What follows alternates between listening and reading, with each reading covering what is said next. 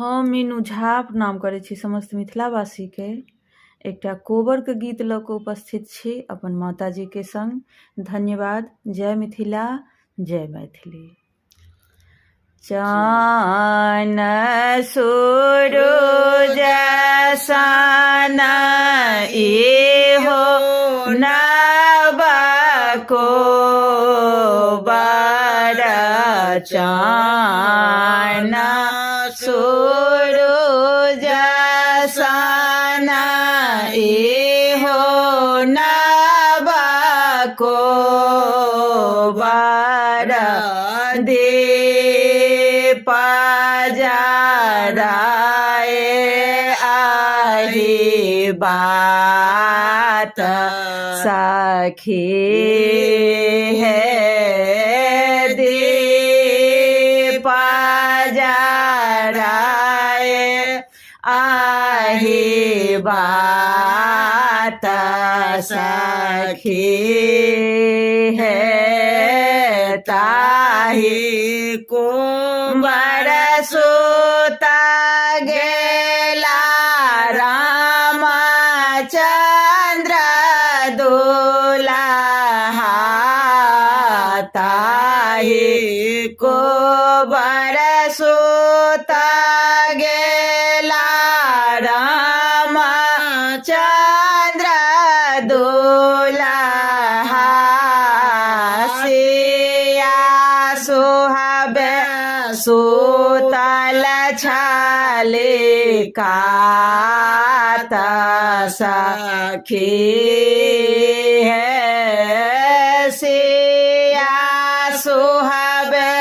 सुतल छथि कात सखी है, उठबा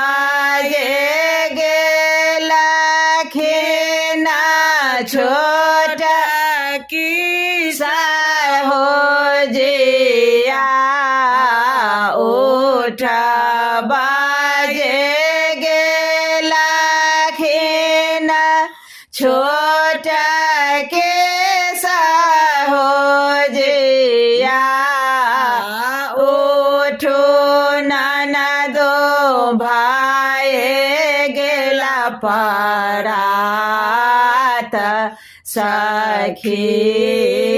है, उठो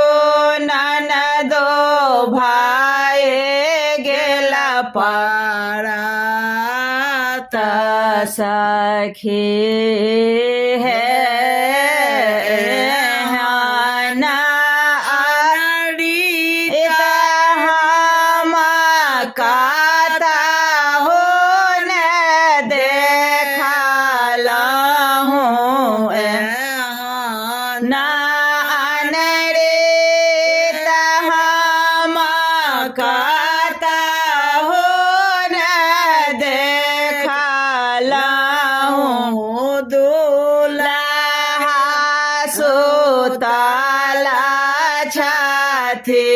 कात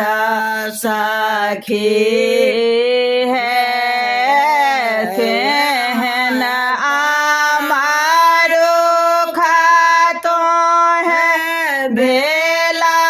ननदो सिया, केहन आमारो खातो है भेला